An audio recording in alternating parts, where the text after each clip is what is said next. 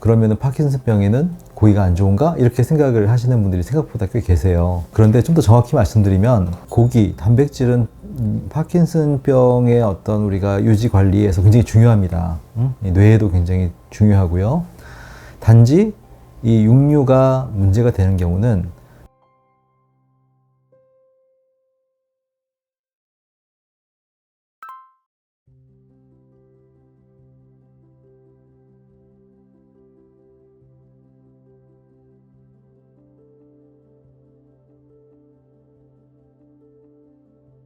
과학적으로는 좀 명확하게 그런 관련된 그런 그 기전이 설명되지는 않고 있습니다만 사실 가능성이 꽤 높다고 볼 수 있습니다. 지금까지 연구 결과를 통해서 확인된 것은 우리가 이산화질소, 그러니까 우리가 자동차에서 뿜어지는 그 매연에 가장 주된 것이 이산화질소인데요.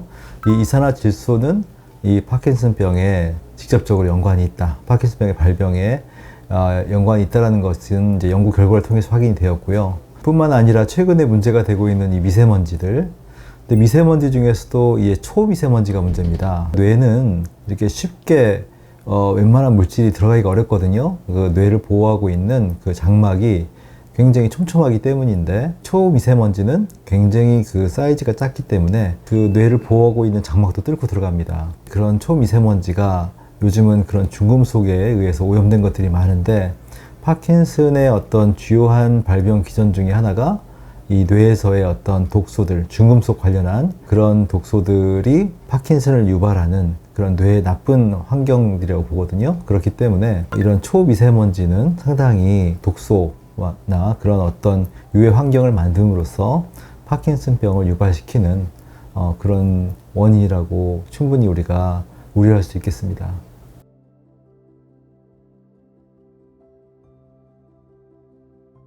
유제품에 대해서 일반화시켜 얘기하기는 어렵고요. 이런 연구 사례가 있긴 합니다. 우유가 우리가 매일매일 하루에 2잔 이상씩 그렇게 마시는 경우에 중년 이상의 남성들, 우유 2잔 이상씩을 마시는 분들이 파킨슨 발병률이 높더라. 이런 연구 결과가 있긴 해요. 하지만 그게 우유에서의 어떤 그 구체적인 성분이 문제냐라는 건 아직 못 밝히고 있거든요. 단지 이제 통계적인 그런 결과이긴 한데 중년이나 노년의 남성분으로서 우유를 좋아하시는 분들 같은 경우는 좀 신경을 쓰실 필요가 있지만 그렇지 않은 일반적인 분들이 우유가 파킨슨을 유발시킨다 이렇게 지레 우려를 하실 필요는 없지 않을까 싶습니다.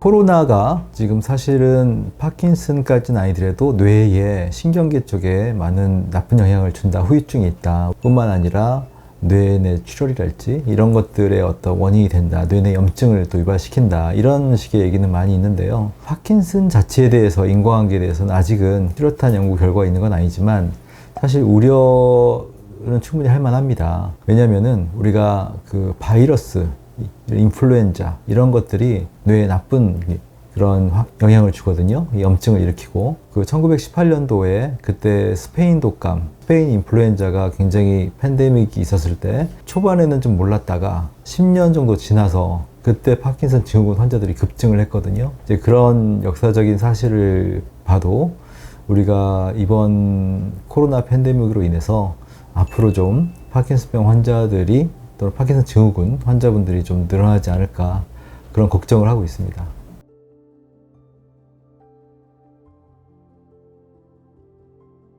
네, 카페인은 도움이 됩니다. 실제 카페인이라는 성분 자체가 이 뇌에서 도파민의 어떤 분비나 활동을 촉진하는 이제 그런 역할도 하기 때문인데요. 저는 환자분들이 실제로 이렇게 임상에서 커피를 마시면 왠지 느낌이 좋다, 몸이 좀 가볍다 이런 얘기를 좀 하시기도 해요. 그렇기도 하고 해서 저는 환자분들에게 커피를 하루에 한두 잔 정도는 좀 마시는 것이 도움이 될 수 있다라고 말씀을 드립니다. 단지 이제 커피가 이제 우리가 이뇨작용이 좀 강하고 수면에 안 좋은 영향을 줄 수가 있기 때문에, 근데 파킨슨은 밤에 이제 소변을 자주 봐서 그것 때문에 자주 깨느라고 수면의 질이 떨어지는 경우가 있거든요. 그렇기 때문에 커피를 마시되 이렇게 가급적 오전이나 늦은 오후나 저녁 때는 좀 피하시는 걸로 그렇게 해서 마시는 것이 도움이 될 거라고 생각합니다.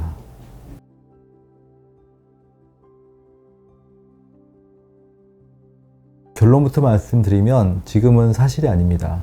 예전에는 우리가 파킨슨의 어떤 적절한 약물이 마땅치 않을 때에는 그때는 파킨슨으로 인해서 수명이 단축이 됐었어요. 그래서 보통 15년 이내에 90%가 사망한다는 이제 그런 통계가 있었는데, 지금은 어쨌든 도파민제를 비롯해서 그렇게 파킨슨 병의 악화를 제어하는 그런 약물들이 있고, 또 여러 가지로 그런 운동 관리나 기본적인 생활 관리에서 우리가 잘 받쳐주면은 우리가 일반인들, 정상인들하고 비교해서 그렇게 수명에 큰 차이가 없다, 이제 이렇게 얘기를 하고 있고요.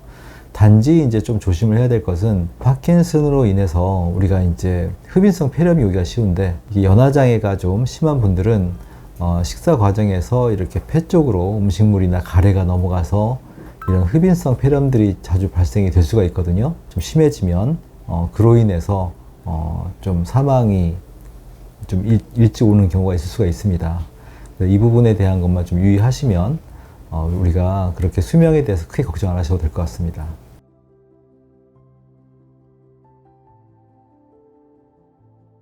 제가 파킨슨의 5단계에서 3단계쯤에서 넘어지기가 쉽다. 근데 이때부터 악화가 빨라지기 쉽다고 했는데, 그 이유가 넘어져서 생기는 골절도 문제지만 넘어지지 않기 위해서 우리가 운동을 제한하고, 또는 운동 걷기를 하더라도 이렇게 보행기를 반드시 쓰고 하는 것이 안전은 하지만 그로 인해서 운동 능력이 떨어지고, 그로 인해서 뇌를 활성화시키는 자극이 줄어들기 때문에, 그래서 결과적으로 우리가 악화되는 것은 마찬가지라는 얘기죠. 그래서 실제로 이렇게 요양병원이나 이런 곳에서 환자분들을 이렇게 극단적으로 이렇게 운동을 제한하는 그런 경우들은 저는 좀 과하다고 생각이 들고요.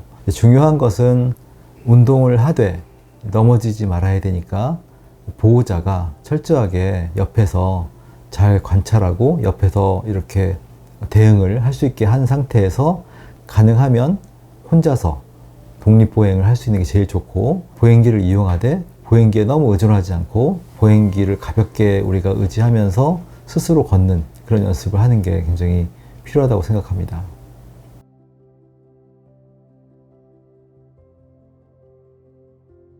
그 부분이 굉장히 많은 환자분들이 정말 오해를 많이 하고 계신 건데요. 왜냐하면 병원에서 이유에 대해서 설명이 충분치 않은 상태에서 이렇게 얘기를 듣다 보니까 이제 그러면은 파킨슨병에는 고기가 안 좋은가? 이렇게 생각을 하시는 분들이 생각보다 꽤 계세요. 그런데 좀 더 정확히 말씀드리면, 고기, 단백질은 파킨슨병의 어떤 우리가 유지 관리에서 굉장히 중요합니다. 뇌에도 굉장히 중요하고요. 단지 이 육류가 문제가 되는 경우는 파킨슨 약, 그 중에서도 도파민제, 이 레보도파를 주성분으로 하는 그 도파민제가 이 육류에 있는 단백질과 충돌하기 때문에, 그렇게 해서 약효가 감소되기 때문에 우리가 가급적 그 약을 드실 때 좀 피하라는 얘기입니다. 그런 도파민제를 드시지 않는 분들은 전혀 상관이 없는 얘기고요. 오히려 이제 고기를 드셔야 되고, 도파민제를 드시는 경우는 육류를 섭취하는 그런 시간대를 약을 드시고 난 다음에 약효가 좀 흡수가 된 이후에 드시는 게 좋습니다. 보통 이제 식후에 약을 드시는 분들은 이 식사 때 우리가 고기를 많이 드시면 약효를 못 느낀다, 이런 얘기를 많이 하시거든요. 근데 이 도파민제는 꼭 식후에 복용해야 되는 것은 아닙니다. 우리가 이제 위장에 특별히 문제가 없는 경우라면 식전에 복용하는 것이 오히려 더 효과가 좋거든요. 고기를 드시는 날은 도파민제를 식전에 드시거나, 도파민제를 복용한 후에 좀 2시간 정도 지나서 육류를 드신다면은 전혀 문제가 안 된다고 볼 수 있겠습니다.